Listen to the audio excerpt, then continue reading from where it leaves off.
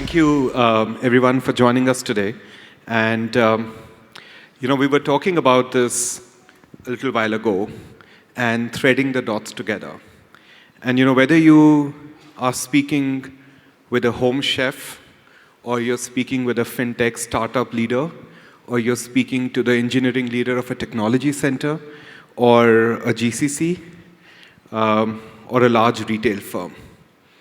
Every conversation around failures and successes seems to boil down to a sense of ownership within 5 minutes of the conversation, right? And if you look at various maturity models, including Zinnov's maturity model, and when we think about GCCs being transformation hubs, the first word that comes on play is end-to-end ownership.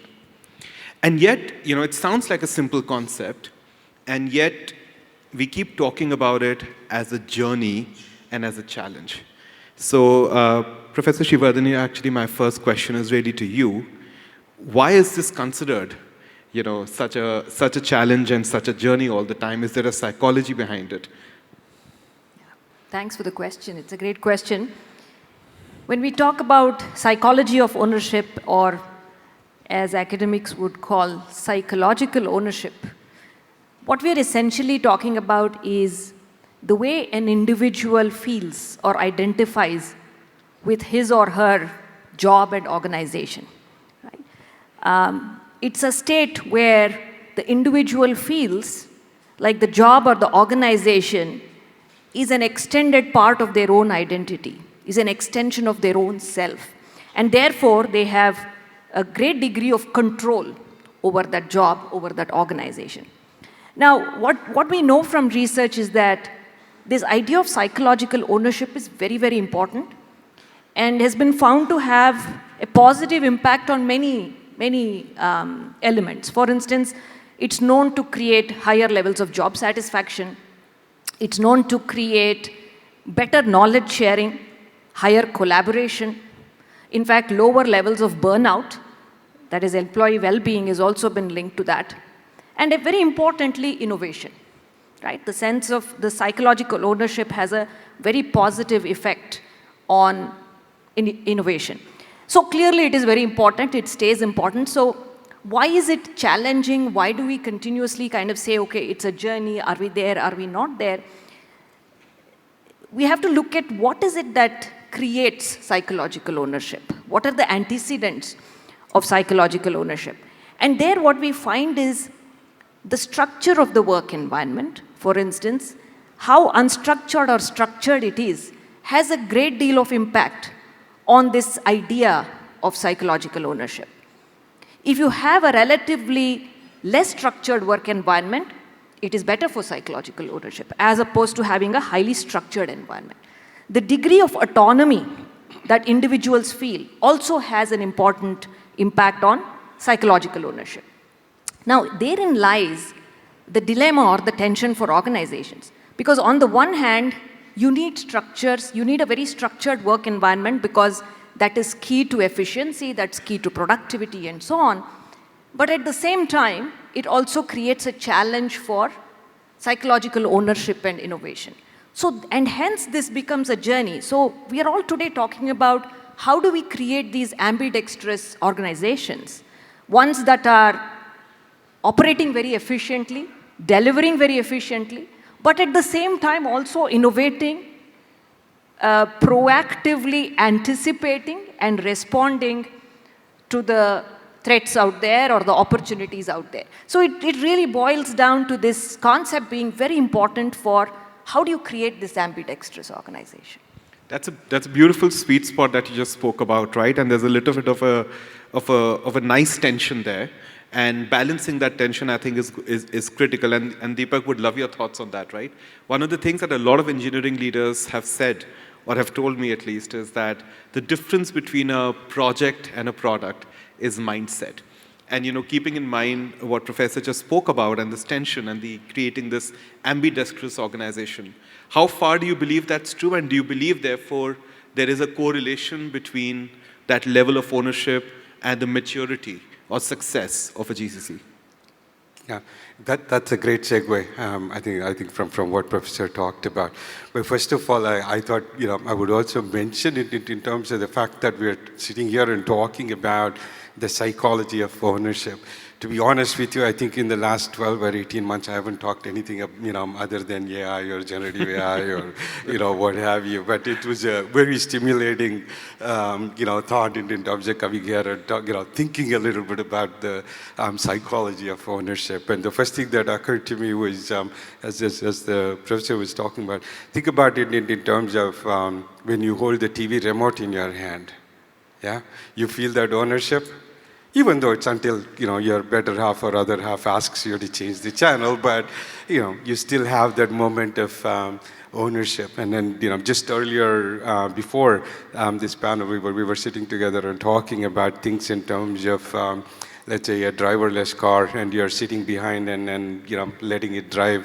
How much of an ownership do you really feel? What does that psychology look like? But to your question, in terms of looking at projects and products and the affinity of ownership to it and what have you, I think there is a saying in the business world, right, that projects have deadlines, right, have an end date, while products have a life cycle.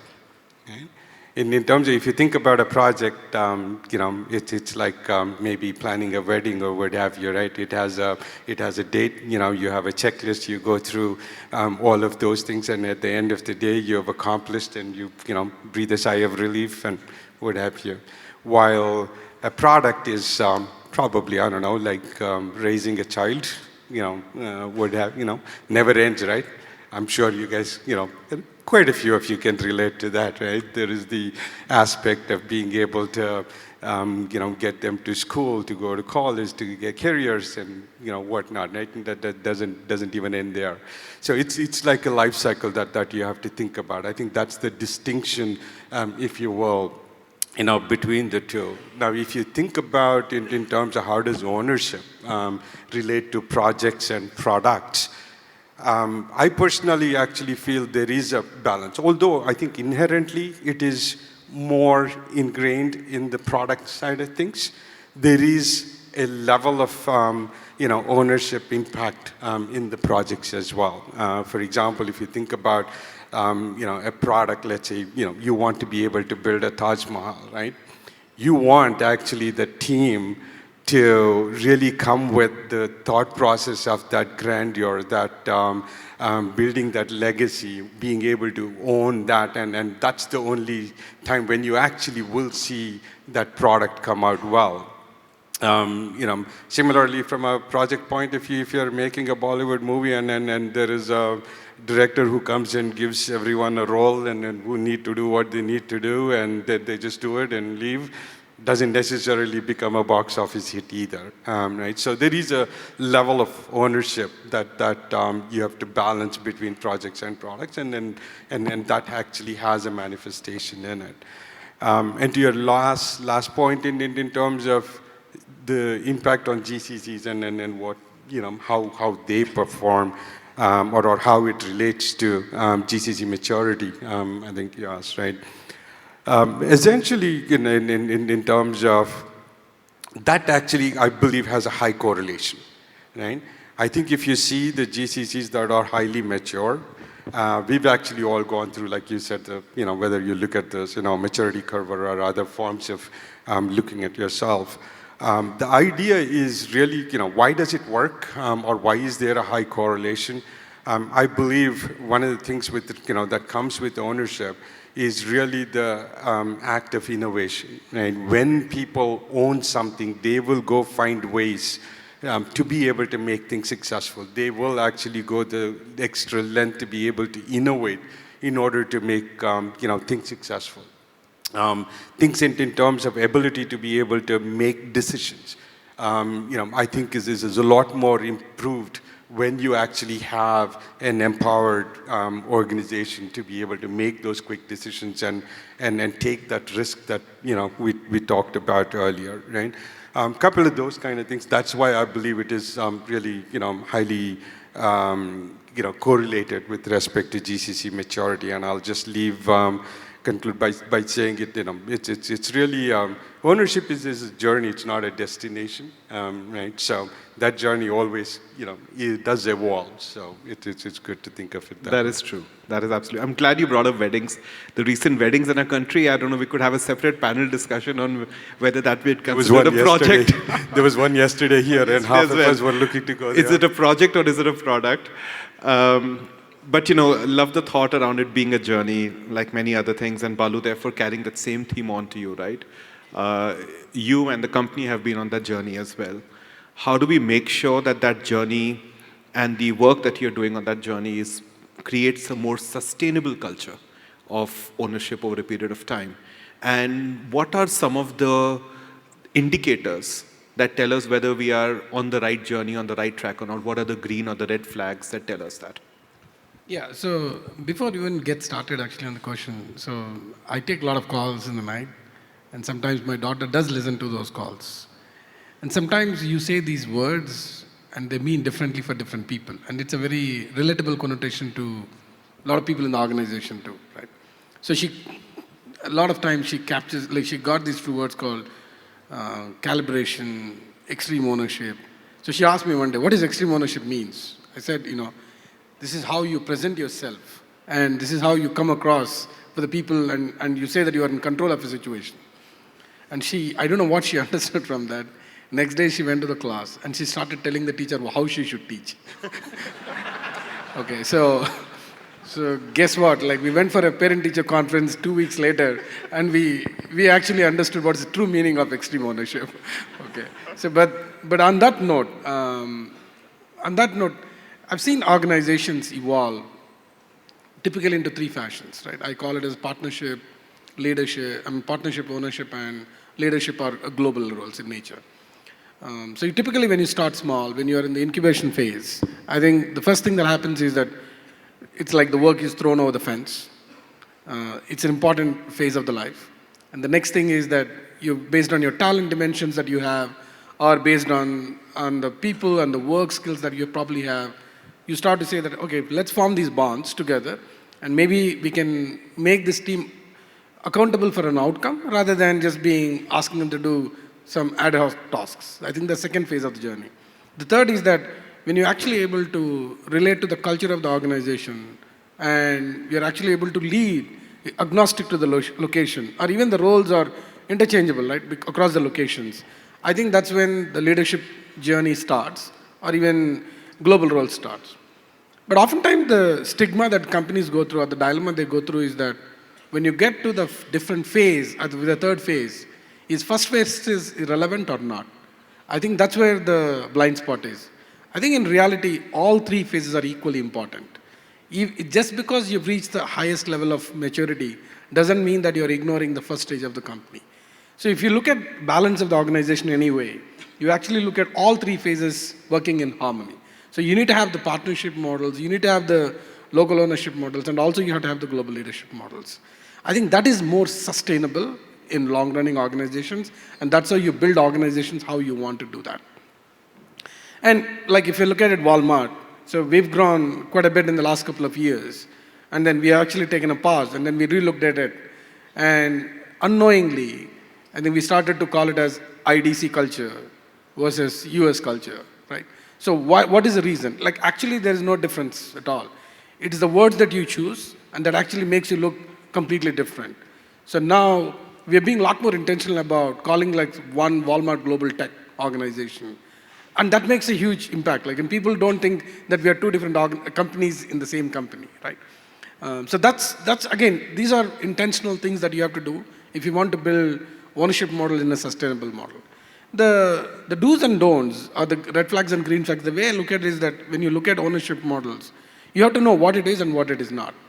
If you are looking for extreme ownership, that's the right signal. But if you're looking for control, that's a wrong signal. So extremeship versus control, you have to understand. Us versus them. There's no us versus them here. Like, we're all one team. You have to build that culture. Like, if you say that I'm in a different corner of the world, that's a good signal that you have to always keep looking at it. Giving versus taking. Oftentimes, ownership is all about, it's not about accumulation, right? Oh, I have A, now I'm B, I need C. No, it's never that. Sometimes you have to look at the larger picture and then understand what is goodness for the organization. Does it make sense to move certain things back so that we can actually get certain things in here? It's a very, very important thing. Competition versus collaboration. Competition is good when it is external, but it's not good when it's internal. So you have to always make sure that you're not competing with your colleagues, you're actually rather collaborating. And again, finally, what I would say is that trust is the paramount for everything. And if you exercise all of these 4 elements, I would see the trust in the organization actually is much healthier, and you can actually run a very sustainable ownership models in the organizations. Thank you. I think I see that word coming up, regularly, which is on trust and building that sense of trust internally. And like you said, trust also determines what choices you make, like the competition versus collaboration kind of choice, right? And trust is pretty much at the heart of customer and working with a lot of empathy for the customers. But that's difficult to do at scale, right? Irrespective of what scale, and sometimes even if you're working remotely or whether you're close to customers. So Ramesh, would love your thoughts on that, right? How do you inculcate that sense of customer empathy or client centricity, which leads to this sense of ownership as well that we're talking about? That's a great question, Sudeep, and trying to tie that what Balu just talked about. So I just wanted to try and draw a couple of parallels there, right? So the first one is when you're trying to drive customer outcomes and try and drive it with empathy and build trust with the customers, I feel that as consumers, we see that built up really well when you are trying to do B2C kind of models, right? Whether you go to a restaurant and you have a chef kind of delivering something that comes as food at your table. As a customer, you are trusting that chef to kind of give you the right kind of food, and you make sure that the outcome is that you're happy and you walk away and all of that. It's pretty easy to translate all of that. And the same thing whether you're doing a rideshare app, there's enough contact, human contact, and you kind of do that. But when you translate that to a B2B model, there are a lot of layers, a lot of systems, things of that nature. And a lot of things gets lost in translation with respect to the experience that the customer is having. What is it that we are trying to drive as an outcome? How do they feel at this point? How do we empathize? Because it feels that there is a lot of barrier. I mean, when you're in a restaurant or in anything that you're experiencing as a consumer, it's pretty realistic. You get to experience and try and drive that behavior very faster.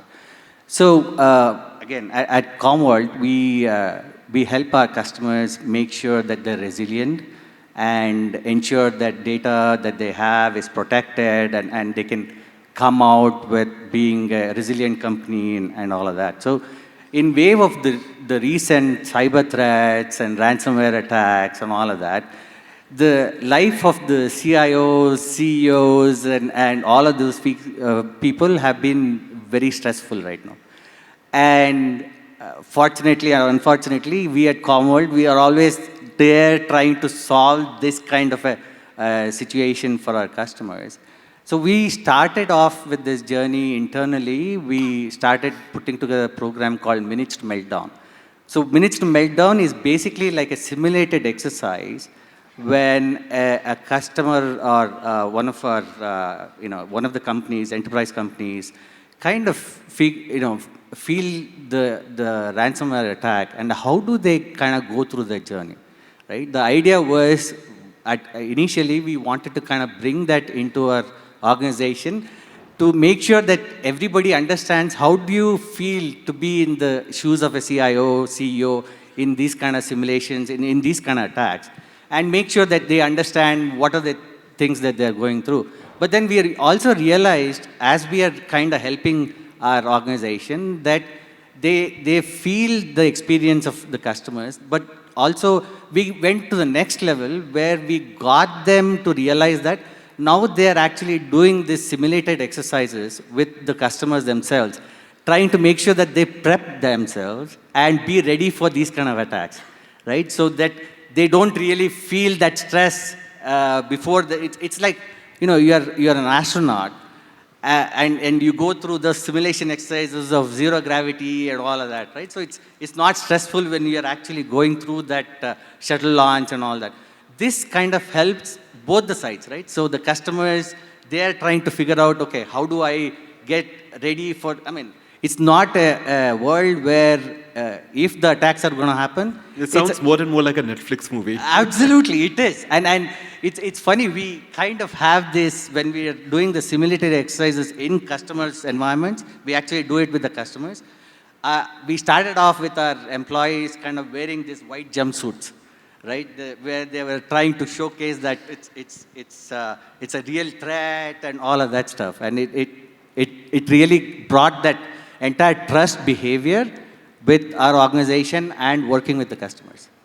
So there's a beautiful example, and I think something that can be replicated in as many organizations as possible, of what you said, of creating simulated experiences which bring the customer close to you, whether it be in a very, Netflix movie style scenario like what you just described, or even the less, interesting ones. But a huge part of what you said, the client centricity and the customer experiences that you create, have to also be accompanied by the right kind of systems and processes internally that enable that, right? And Shantanu would love your thoughts around that. That how do you, while you're creating a culture, while you're championing and evangelizing a lot of this, how do you internally redesign processes and systems to drive that? Sure. Yeah. Thanks. I think it's a great question. But before I answer that, I want to take the cue from what Balu says about the pitfalls of psychological ownership. And I think one way to prevent that is to reframe psychological ownership into psychological co-ownership. And if we start doing it more, I think we may be able to kind of prevent those pitfalls. Coming to your point, I think we had a kind of aha moment about like 5-6 years back.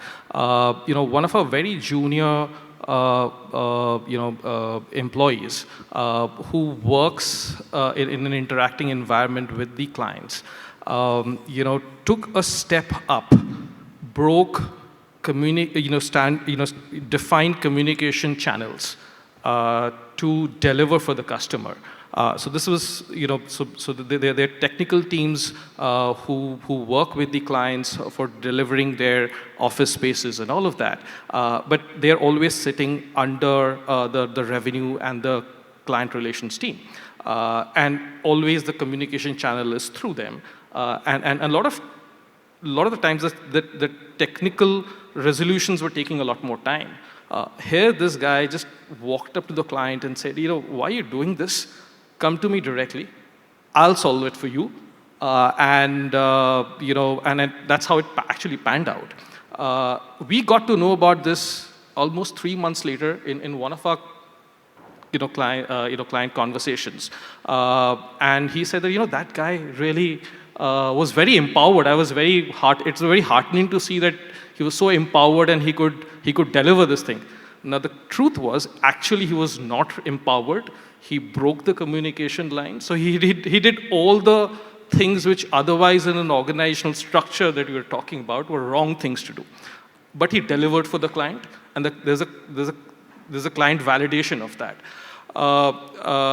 Obviously, we went back. We looked at the whole scenario. We asked the revenue teams that, when that happened, what was your reaction? So we let it be because he was solving for the client.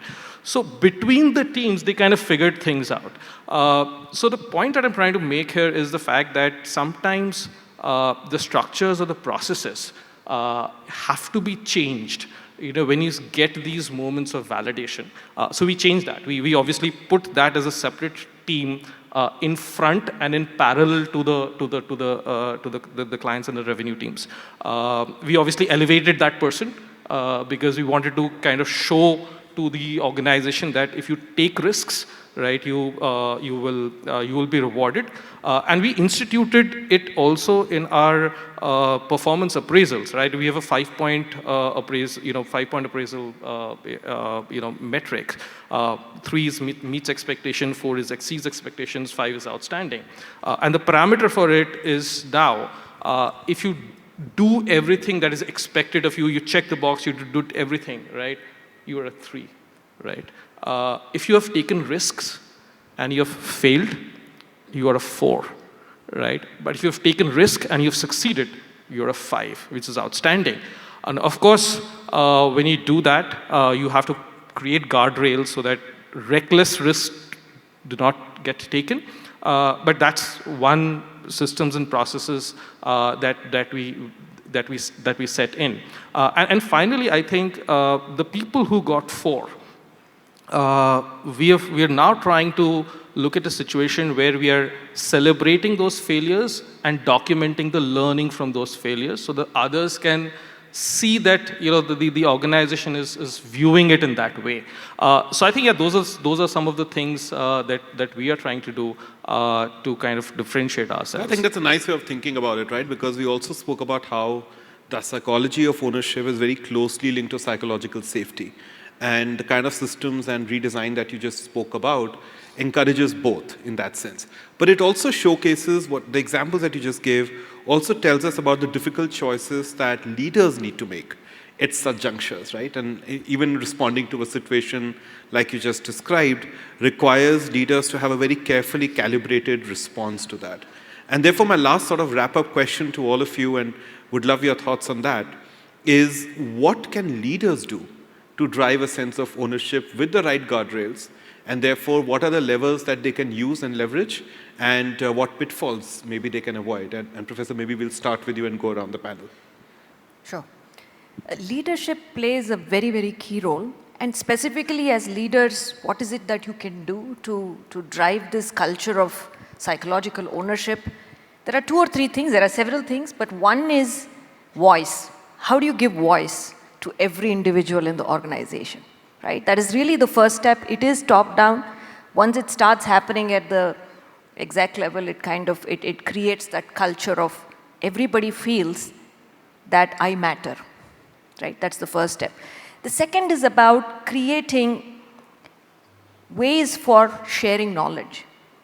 If only an organization knew what it knew, things would be great, right? Often there are lots of interesting things, knowledge that are entrenched in organizational silos, and encourage employees to share knowledge, create platforms for knowledge sharing.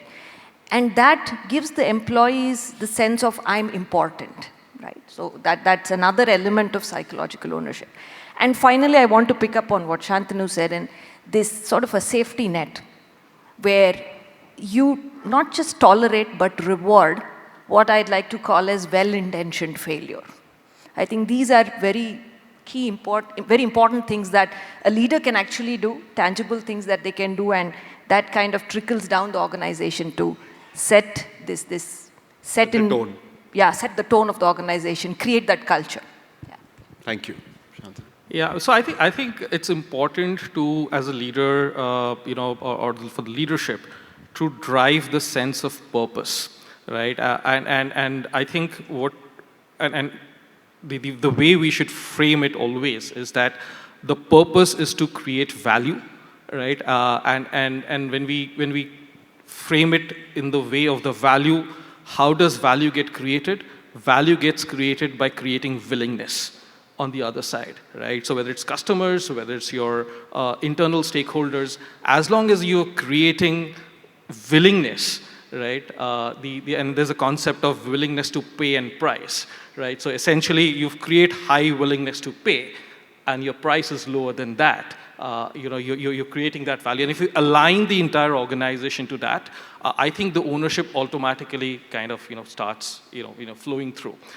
So that's, I think, an important thing. It requires a lot of time, a lot of communication, and a lot of mentoring, right? And the mentoring has to be kind of trickled down to the last level, because a lot of time, if it doesn't trickle down to the last level, somewhere you get managers who said, my job is to manage, and not my job is to create value. Got it. Thank you. Alignment, purpose, mentoring. Deepak? Two things, right? I wanted to just kind of just step back to one of the conversations we were having about customer centricity and the system changes that you could actually make in being able to kind of bring those 2 points together. And then I'll talk a little bit about the leadership, what can leadership do. I think one of the points that we talked about in terms of building that customer centricity that Ramesh alluded to, what have you, it's, customer centricity or that part of it cannot be a project, right? It has to be something that is built into the culture. Then there is a lot of things that you can actually do to build that into culture. Often, we're all so deep in engineering that we don't necessarily think customer all the time, right? So one of the things I thought I would share this with the audience here is to be able to build something into your life cycle process as far as engineering processes go, to inculcate or to build that mindset, if you will, to what you referred to earlier. So we actually built into our agile process in terms of software development, where one of the stages, an epic isn't closed until the feature is adopted. So so if there isn't an adoption for something, then we do question in terms of, is this really necessary? Because there is no one who is ready to adopt it. So how is a customer, internal, external, whatever it is, unless they adopt it, why are you even building it? Right? That's the kind of an ownership question that comes. To your point about what can leaders do, I don't know how many of you have heard this terminology about being helicopter parents. Have you guys ever had a manager who was a helicopter parent around you? Right? Yeah. I don't think we hear it. We experience it more than anything else. Yeah, exactly. Unless it's like an R2D2 in Star Wars, whirring around. But you don't want to be that. I think that really squashes any type of ownership building within your organization. So I think, in my view, what leaders can do, they really role model that kind of behavior.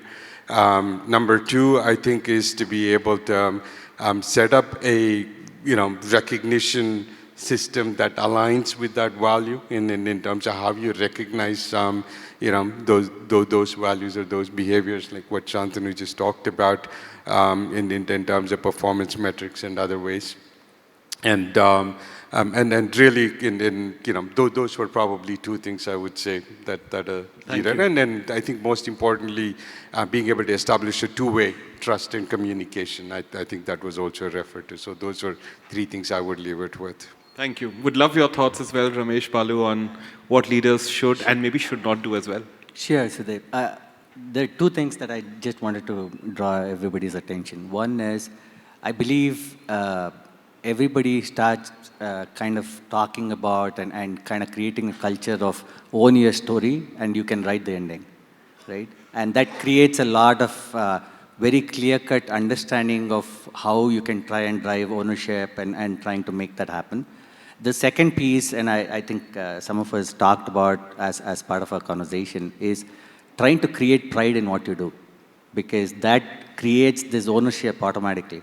If you can go ahead and create that culture in the organization, it's much easier. Half of the leader's job is done, right? As long as you have that pride feeling and emotion kind of coming out of the organization of what they do, then ownership automatically comes in as a package deal with what they're trying to do. So these are the two things that I want to talk about. Thank you. Yeah. I think, in my opinion, there are three important things, right? It starts with enablement, right? Like in an organization, however you look at it. And then it continues with enhancing, right? Whether it is the simulation, customer empathy, culture, other factors.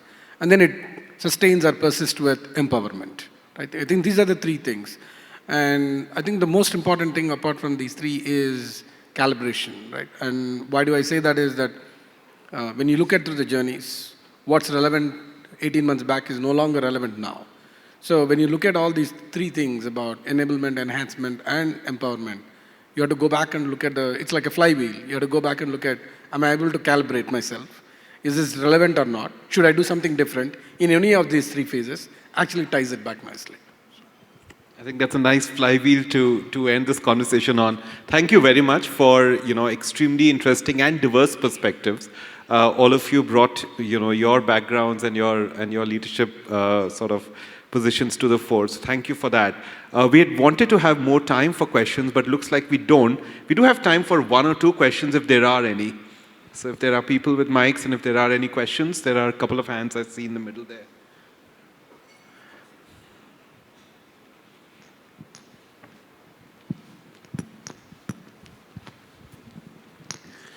Yeah, we talked about what leaders should do or should not do for bringing the culture of ownership.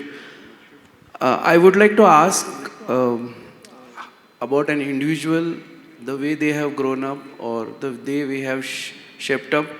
How does it impact on the ownership? For example, we have seen that somebody who has newly joined to the organization, not seen probably the culture or anything, and shows very high ownership. At the same time, some people who have joined at the same time may not be showing the same level of ownership. So they are in the same culture, same environment, but there is a difference between the behavior. So how do you... Got it. Thank you. Balu, since you spoke about cultures and you also spoke a little bit about how, to paraphrase what you said, microcultures sometimes tend to get created. And I think the question is a bit related to that people bring their own culture to an organization they are new, but there are others who may have a different way of working. How does one resolve that and build that culture of ownership? So, want to take that? Yeah, it's a HR problem. So, jokes aside, I think I'm going to hold him to that one later, by the way. No, but I just want to talk about being intentional about certain things, right? It's actually a great question. And these blind spots can be built. It's just not only for newcomers, but at the same time, it can also happen for the existing people, right? But when someone joins new in the organization, I think the good amount of time you definitely have to spend on introducing them to ways of working, culture of the organization. What are the core principles, right? Like if you can connect your associates with the core principles, I think there's nothing like it. Like for example, at Walmart, we spent about at least first 3 months helping associates to understand core retail. I think that's our USP. If people can understand what core retail is, the kinds of problem that you solve, or the kind of ownership that you exhibit, or the core value beliefs and system that, I think that kind of persists. So you got to understand what's the magic that you're trying to solve, and then get associated connected to that in the initial days. I think then it will be a free flow of journey. Ready to take an HR role, Balu. If I may add, I think a little bit of a different view, if you will. Think about it in terms of if there are a bunch of, canoes that are actually supposed to be going in the same direction, right? Not everybody ends up rowing it in the same direction, but the important thing is the organization going in the direction. If you have an organization that is at scale, you have to expect not everybody is going to be on the same page. You have to expect, being practical, you have to be able to understand that, yes, some people are going to be, on either extremes of your curve, and some are going to be, fully aligned, and there is a variation of that, right? The most important part of it is that if the entire organization is moving in the right direction, is that, you can never be 100% possibly, but if you get the right, size or right, part of your organization moving in the right direction, largely people will see and learn and then get to the right place. Thank you. That sense of alignment is important, but also accounting for the fact that you said that different people are at different stages of journey and also bring different mindsets and diversity of points of view to the table. So recognizing that. I'm sorry, I'm getting the signal that it's time's up, so we don't have time for more questions. But thank you once again for your insights. I'm sure the audience appreciated it. Thank you all for being here. Really appreciate it and have a good day ahead. Thank you. It's a pleasure. Thank you for having us.